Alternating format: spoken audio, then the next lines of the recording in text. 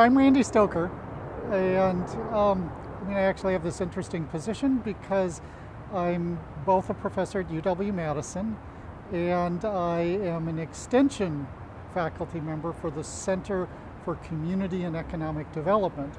And so I actually span two institutional identities, one of which is community outreach, that's the extension part, and the other of which is UW-Madison, a kind of traditional university identity.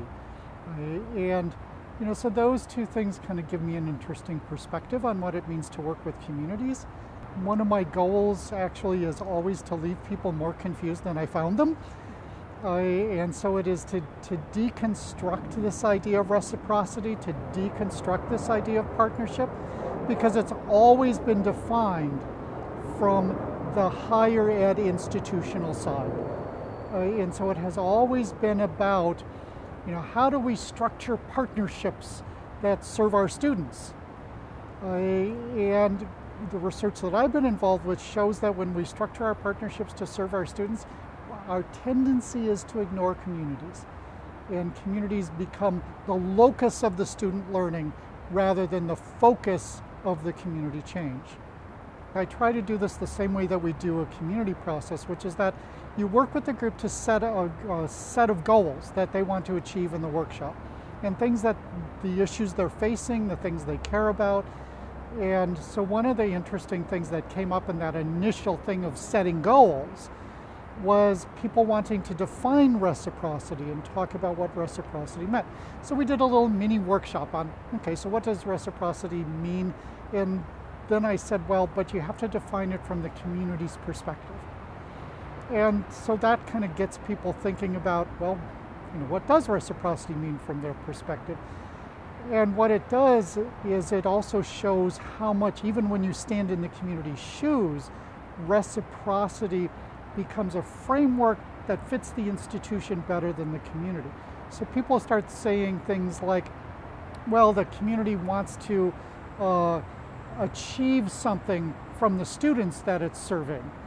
And it's like, okay, well, but what are the community's goals? And so what's missing even in that discussion of definition was a discussion of what the community's goals might be in a partnership. And it shows how little we actually think about what the community or the community organization really wants. And instead we say, okay, I have this group of students, here's the course I'm teaching, here's the curriculum I have to deliver. Now, how can I find a community that will fit that? Rather than, who's the community I'm working with? What issues are they struggling with?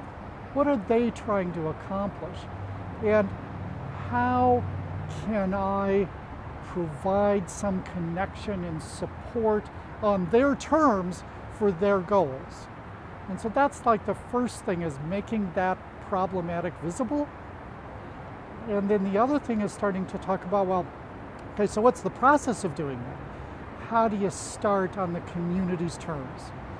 And so the next part of the workshop is that I do an interview with a community organization person, and thankfully we had one in the room that I could interview to talk about what issues her organization was facing, the knowledge and information challenges they had, and start to generate some of the possibilities of things that I and or my students might be able to be involved with them, and to give people a sense of what that initial conversation is like. And then we started to look at kind of models of how you think about an overall community change process and the ways that students and faculty can plug in to the stages of that overall community change process. I work for a huge institution.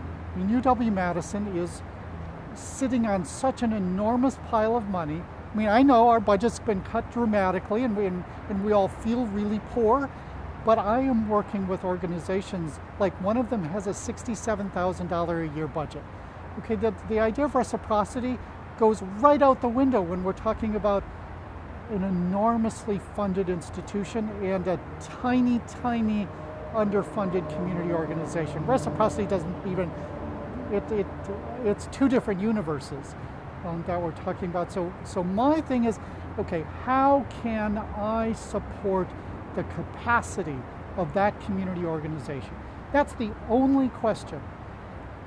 And so we figure out, what can students do? What can I do? What kind of institutional resources can we leverage? And then, and only then, do we start then thinking about kind of student learning. And so, I mean, I'm a pretty privileged guy. Because I have this extension thing and this UW-Madison thing, my teaching load is a whopping 1 course a year.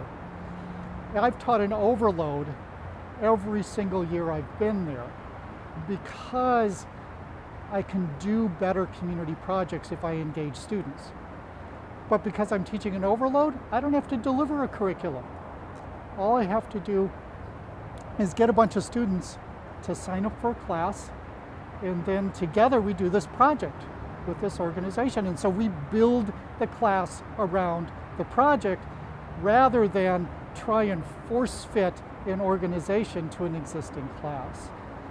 And so it's a very different way of thinking about this. And one of the models we have to start thinking about is how to stop forcing faculty to deliver specific curriculum.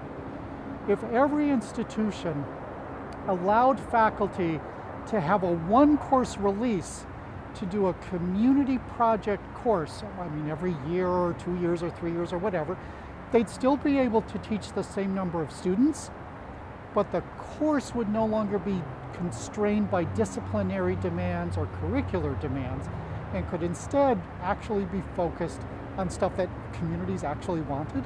Yeah, I mean, the question of whether community engagement and community development is the mission of the institution,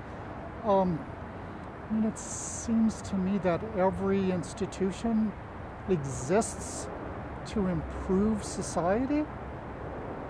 And the question is, how do you define that? Do you define that only in terms of educating students? Or do you define that in terms of building knowledge? And building knowledge power, knowledge capacity. And you can build knowledge power and knowledge capacity in communities as well as you can with students. And okay, so we have these rankings things, and these ranking things are not based on doing that. So the question then is, do we have to change the ranking things? Some of these conversations have developed because people are doing things that aren't working, and that we're starting to notice aren't working. I mean, I can't speak to all the conversations. I can really only speak to, again, now, I wouldn't call it reciprocity. I would call it the community impact question. And I actually think if we can get rid of this reciprocity thing, it'll get rid of a lot of baggage.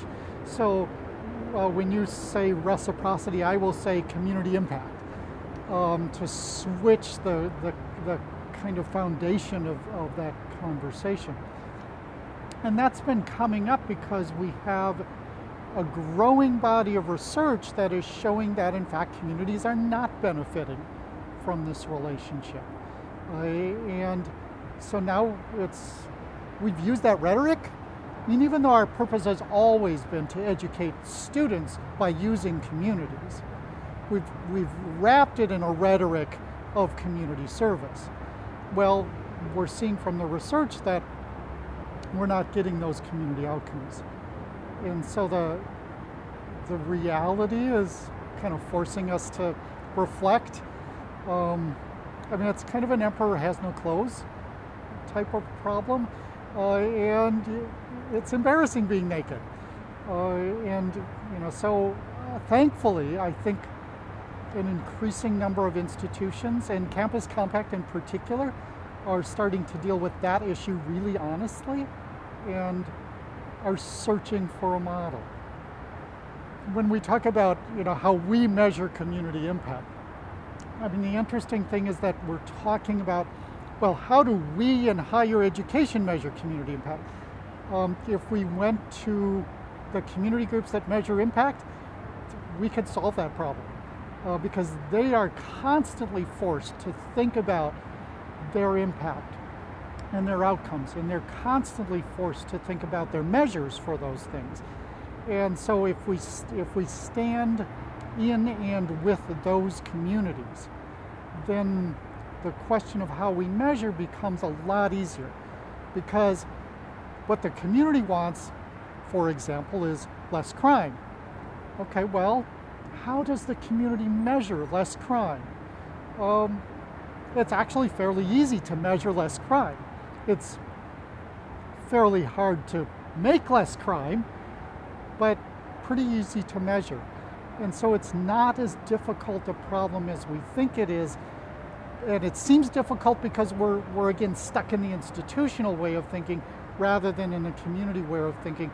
Communities are very concrete. They think about very concrete, very practical outcomes, and they can see and imagine what those outcomes could be in ways that we can't. And so if we follow their lead, we can solve that problem.